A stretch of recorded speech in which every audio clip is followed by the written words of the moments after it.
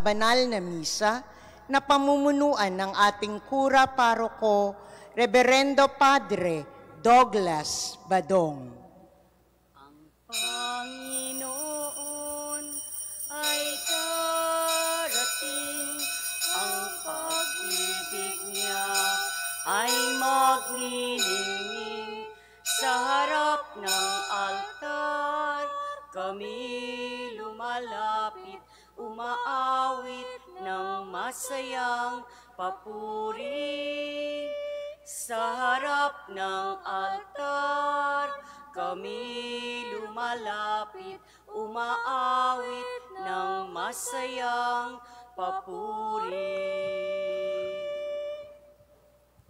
Sa ngalan ng Ama at ng Anak at ng Espiritu Santo. Amen. Ang pagpapala ng ating Panginoong Hesus Kristo, ang pag-ibig ng Diyos Ama, at ang makikipagkaisa ng Espiritu Santo naway sumainyong lahat. At sumaiyo rin. Ngayon po ay ginugunita natin ang kapistahan ni San Juan de la Cruz, pari at pantas ng simbahan.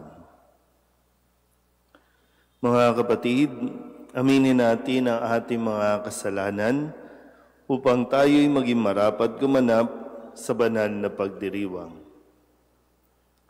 Inaamin ko sa makapangyarihang Diyos at sa inyo mga kapatid, na lubha akong nagkasala sa isip, sa salita at sa gawa, at sa aking pagkukulang. Kaya isinasamo ko sa mahal na Birhen Maria, sa lahat ng mga anghel at mga banal, at sa inyo mga kapatid, na ako'y panalangin sa Panginoong ating Diyos. Kaawaan tayo na makapangyarihang Diyos, patawarin tayo sa ating mga kasalanan, at patnubayan tayo sa buhay na walang hanggan. Amen. Panginoon, kaawaan mo kami. Panginoon, kaawaan mo kami. Kristo, kaawaan mo kami. Kristo, kaawaan mo kami. Panginoon, kaawaan mo kami. Panginoon, kaawaan mo kami. Manalangin tayo. Ama naming makapangyarihan, ginawa mong maging katangi-tangi ang paring si San Juan sa ganap na pagsupil sa sarili at sa pagmamahal sa krus. Sa pagtulad namin sa kanyang pagkauliran, ipagkaloob mong kami makadulog sa pakikinabang sa iyong kadakilaan, sa pamamagitan ni Jesucristo, kasama ng Espiritu Santo, magpasawalang hanggan. Amen.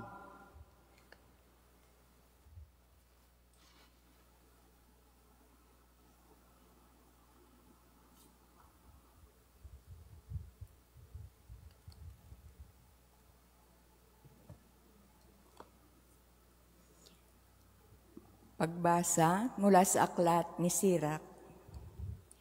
Noong mga araw na iyon, lumitaw si Elias na parang apoy, parang sulong nagliliyab ang kanyang mga salita.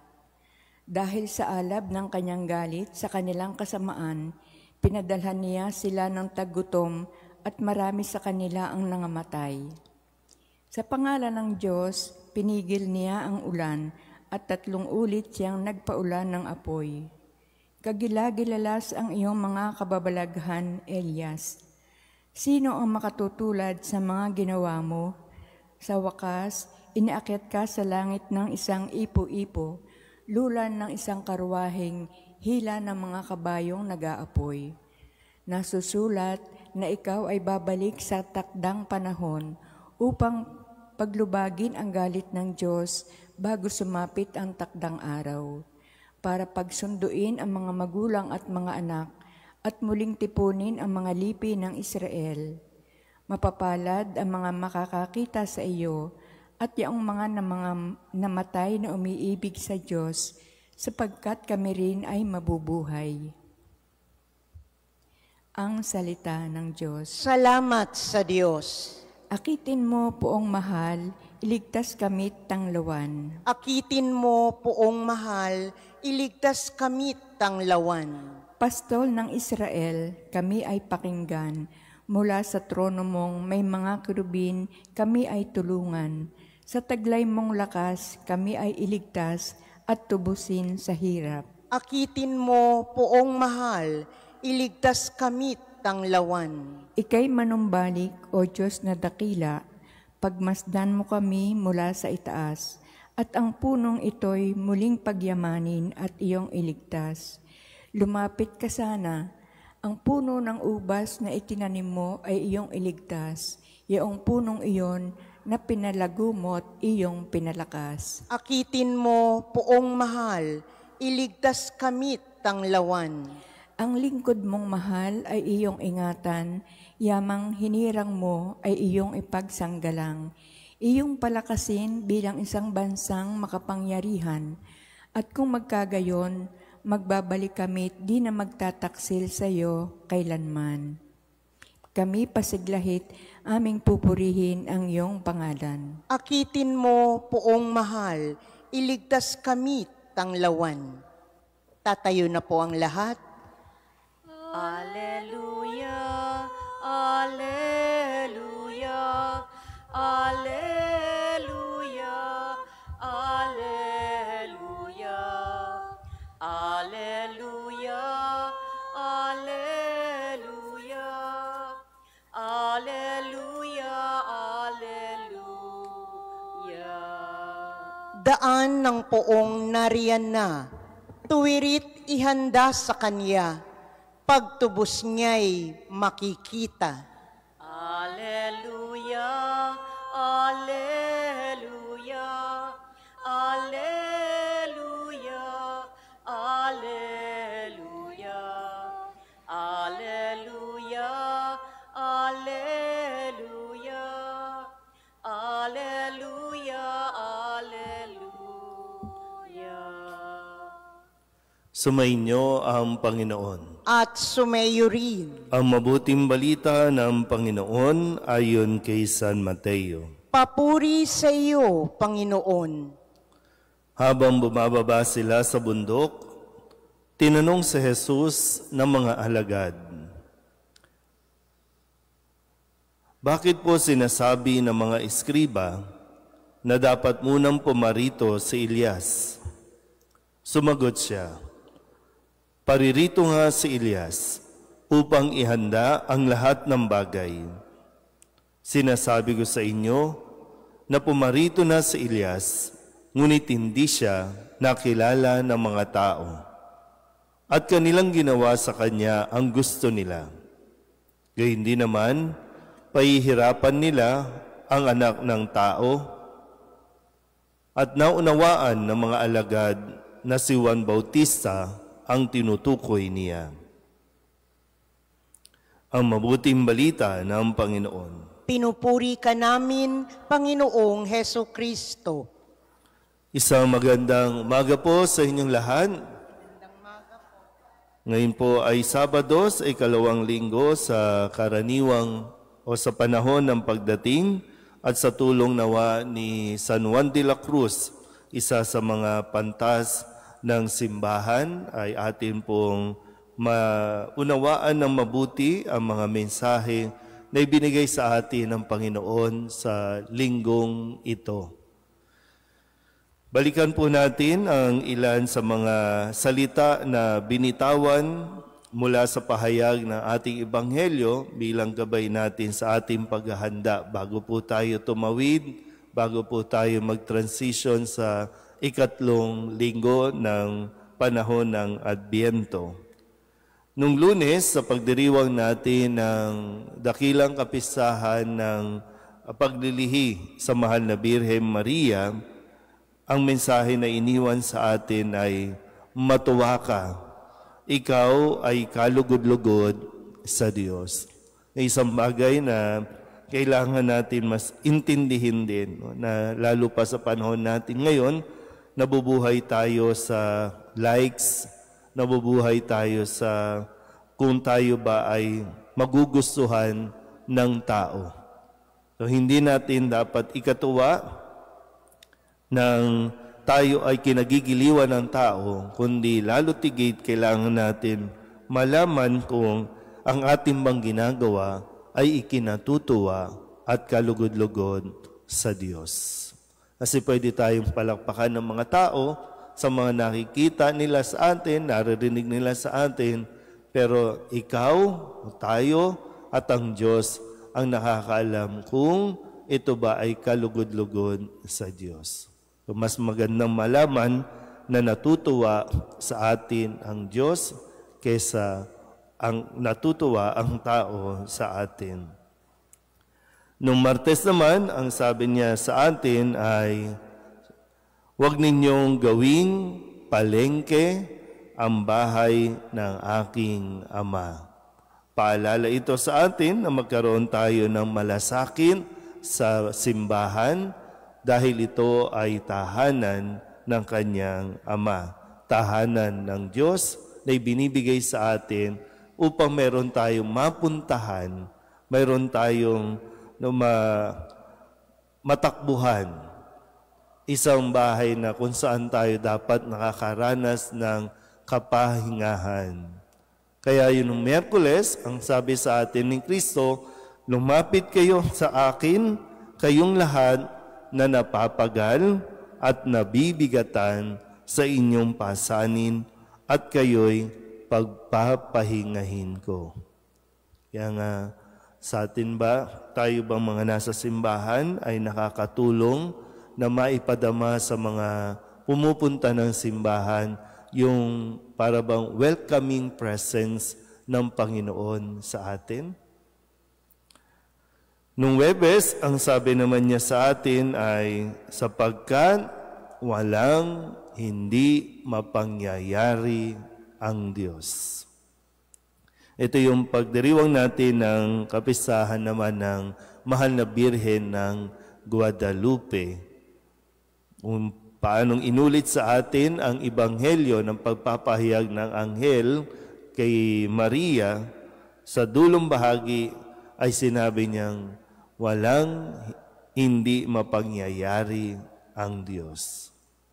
Maraming bagay tayong hindi naiintindihan pa, maraming bagay yung ikinakatakot natin, pero lahat ng gusto ng Diyos, ayon sa plano ng Diyos, mangyayari. Walang imposible sa Diyos.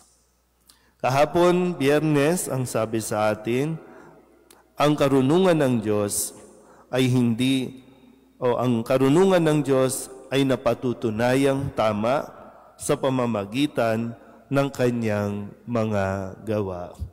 At sinabi nga rin sa atin na hindi mababago at hindi babaguhin ang salita ng Diyos dahil lamang sa ating mga kapritsyo, dahil lamang sa ating mga kagustuhan. Tayo ang mababago dapat ng ating pakikinig at pagsunod sa salita ng Diyos. At ngayon, sabi nga po, matapos po na ipakilala sa atin si San Juan Bautista bilang gabay sa ikalawang linggo ng Adbiento, ngayon ay muling ina-acknowledge sa atin pong ebanghelyo na si San Juan Bautista, bagamat magkaiba po si Elias at si San Juan Bautista, pero pareho ng pagpapahayag, parehong naghanda, ipinaghahanda ang isang bayan sa pagdating ng Mesiyas.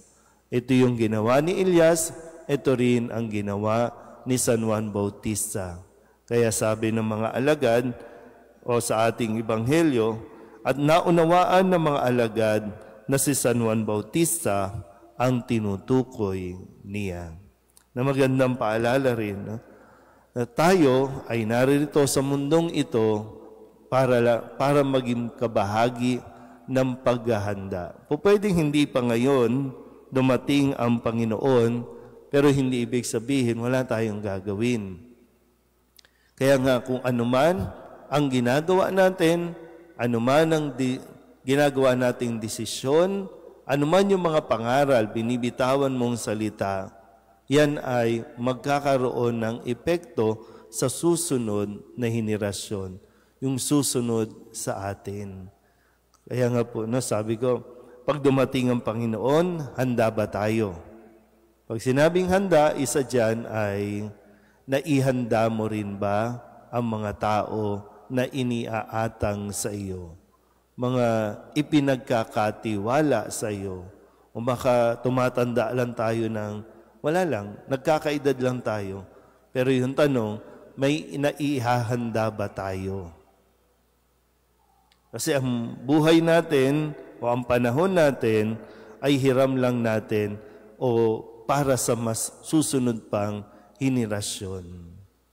Kasikapin natin mga kapatid na sa atin pong patuloy na pagdalo sa misa, nawa yung pakikinig din natin sa salita ng Diyos ay lalong mas lumalim dahil ang salita ng Diyos, ito rin ang gagamitin nating paghahanda para sa mga susunod pa sa atin.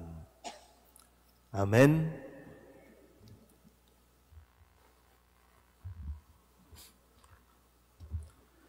Isinugo ng Diyos sina Elias at San Juan Bautista upang paalalahanan ang mga tao na nararapat nilang baguhin ang kanilang pamumuhay.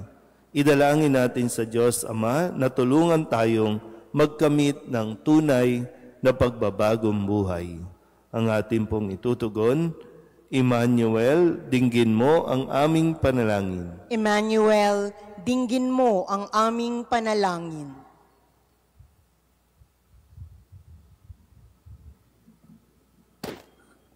Ang Santo Papa at mga obispo ng simbahan naway maging inspirasyon ng mga tao upang patuloy na manalig sa Diyos sa kabila ng mga dinaranas ng mga paghihirap sa buhay. Manalangin tayo sa Panginoon. Emmanuel, dinggin mo ang aming panalangin. Ang mga taong nagsisikap manampalataya, naway makita at madama ang Diyos na kumikilos sa kanilang buhay. Manalangin tayo sa Panginoon. Emmanuel, dinggin mo ang aming panalangin. Ang mga magulang at guro, naway maipamana sa mga kabataan ang pananampalataya na ating kinagisnan sa pamamagitan ng kanilang pagpapatotoo at magagandang halimbawa. Manalangin tayo sa Panginoon. Emmanuel, dinggin mo ang aming panalangin. Ang mga may sakit, naway makabahagi sa pag-asa at kagalakang hatid ng panahon ng Adbyento. Manalangin tayo sa Panginoon. Emmanuel, dinggin mo ang aming panalangin. Ang mga yumao, naway magtamasa ng walang hanggang gantimpala sa langit. Manalangin tayo sa Panginoon. Emmanuel, dinggin mo ang aming panalangin. Idulog din natin sa Panginoon ang ating mga personal na kahilingan, mga panalangin para sa ating mga pamilya, kasama din ang mga kahilingan ng mga nanonood sa online. Lahat ng mga misang pasasalamat, special na intensyon, agarang paggaling ng mga may sakit, at ang lahat ng mga kaluluwa na inihiling na ipagdasal sa misang ito.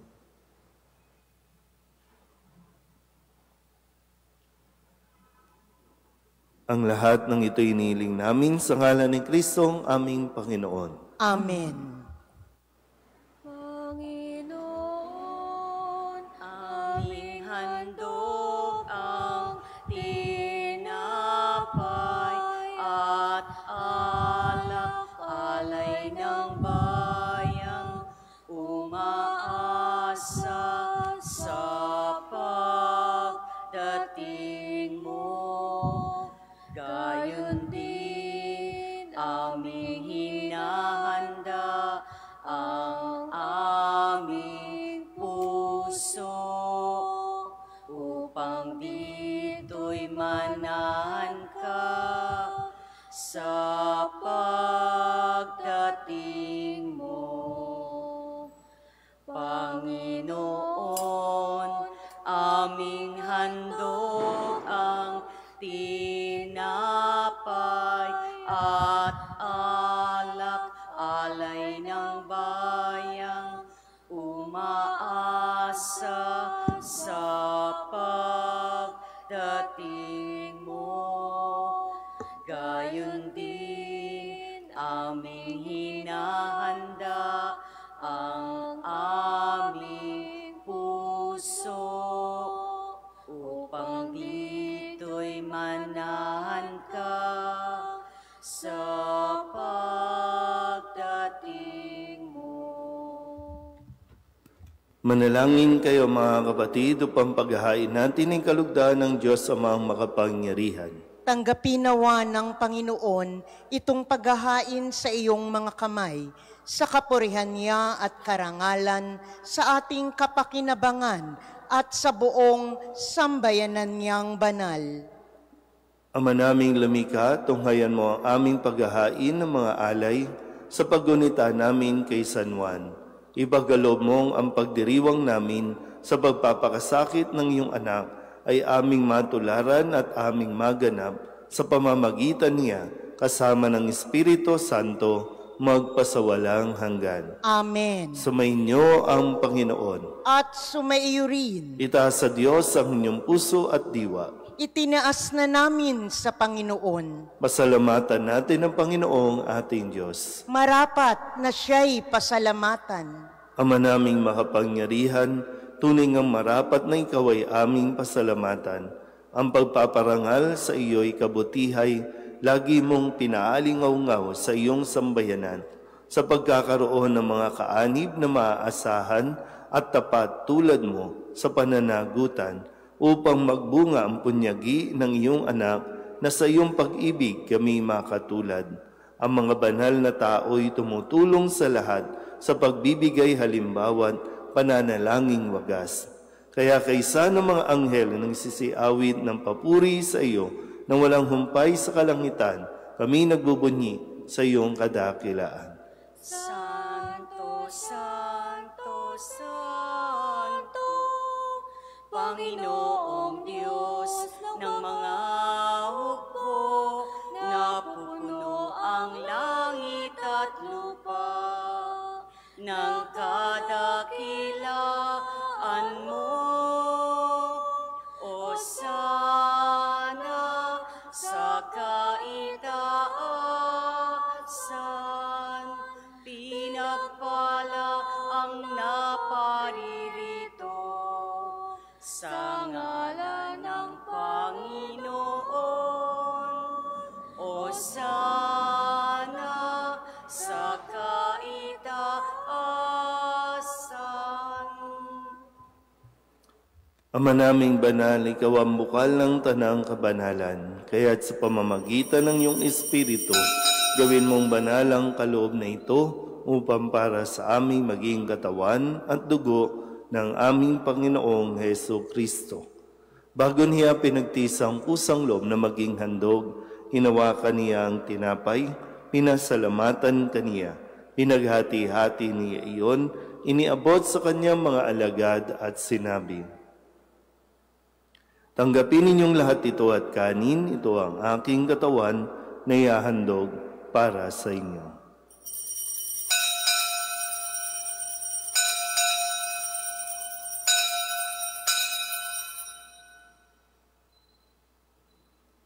Gayun din naman nang matapos ang hapunan, hinawakan niya ang kalis, muli kaniyang pinasalamatan.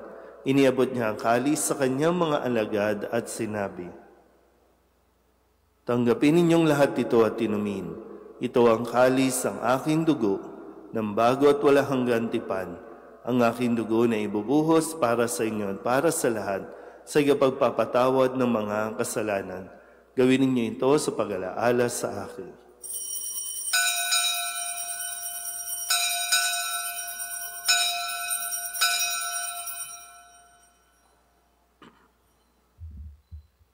Ipagbunyi natin ang misteryo ng pananampalataya. Si Kristo'y namatay, si Kristo'y nabuhay, si Kristo'y babalik sa wakas ng panahon.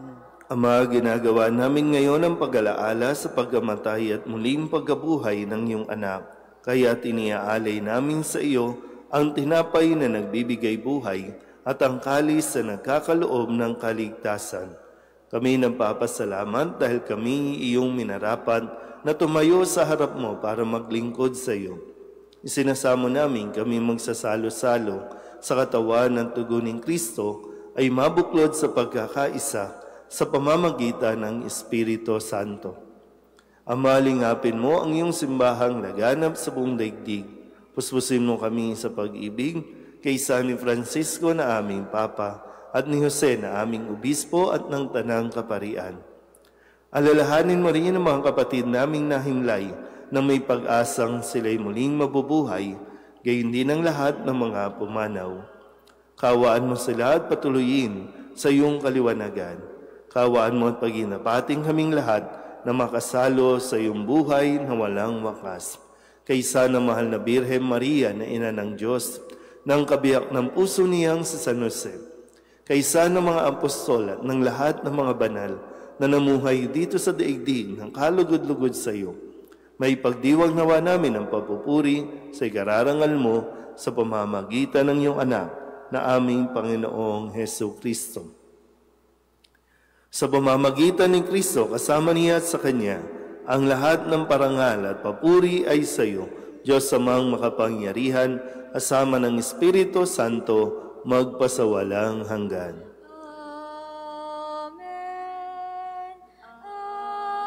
Amen.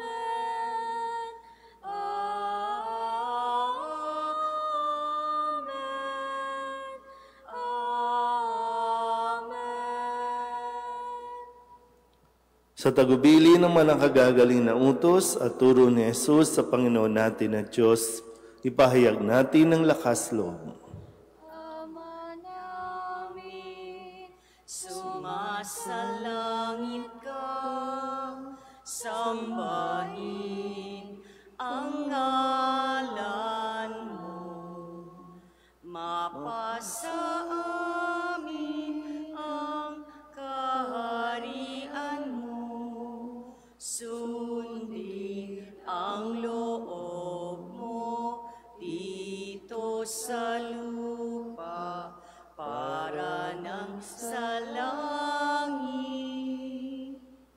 Bigyan mo kami ngayon ng aming kakanin sa araw-araw at patawarin mo kami sa aming mga sala para ng pagpapatawad namin sa mga nagkakasala sa amin, at huwag mo kaming ipahintulot sa tukso at iadya mo kami sa lahat ng masama. Hinihiling namin kami iadya sa lahat ng masama, pagkalooban ng kapayapaan araw-araw, iligtas sa kasalanan at ilayo sa lahat ng kapahamakan, samantalang aming pinananabikan ang dakilang araw ng pagpapahayag ng tagapagligtas naming si Hesu Kristo.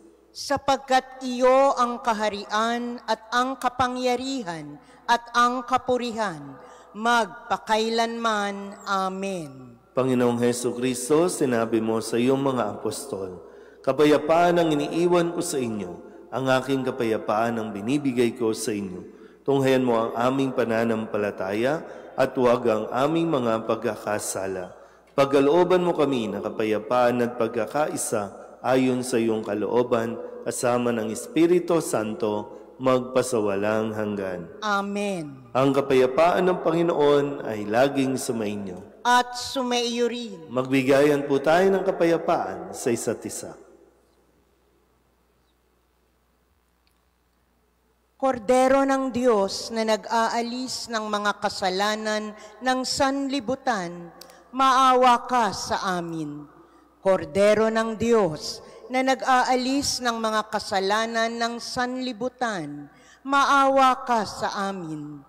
Kordero ng Diyos na nag-aalis ng mga kasalanan ng sanlibutan, ipagkaloob mo sa amin ang kapayapaan. Ito ang kordero ng Diyos. Ito ang nag-aalis ng kasalanan ng sanlibutan. Mapalad ang mga inaanyayahan sa kanyang piging. Panginoon, hindi ako karapat-dapat na magpatuloy sa iyo, Ngunit sa isang salita mo lamang ay gagaling na ako.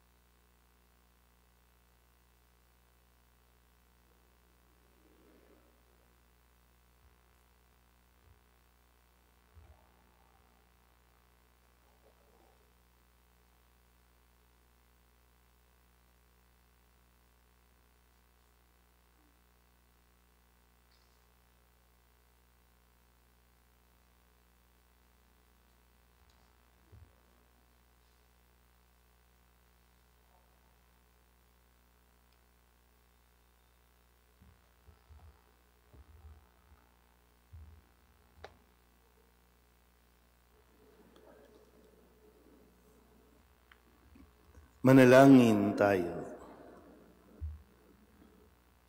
Ama naming mapagmahal, pinagningning mo kay San Juan ang misteryo ng krus. Ipagkaloob mo ang paghahaing ito na may lakas na dulot upang sa iyong anak kami ay makasunod. At siyang magbunsod sa amin upang pagmalasakitan ang lahat para matubos. Sa pamamagitan ni Jesucristo, kasama ng Espiritu Santo, magpasawalang hanggan. Amen. Sumainyo ang Panginoon. At sumaiyo rin. At pagpalain kayo ng makapangyarihang Diyos, Ama at Anak, at Espiritu Santo. Amen. Tapos sa banal na misa, humayo tayo sa kapayapaan ni Kristo. Salamat sa Diyos. Magandang umaga po. Nagpupuri sa may kapal ang buo kong kalooban. Dahil sa kadakilaan nawa niyang tanan sa kanyang kapangyarihan. Purihin, purihin natin ang Diyos. Purihin, purihin natin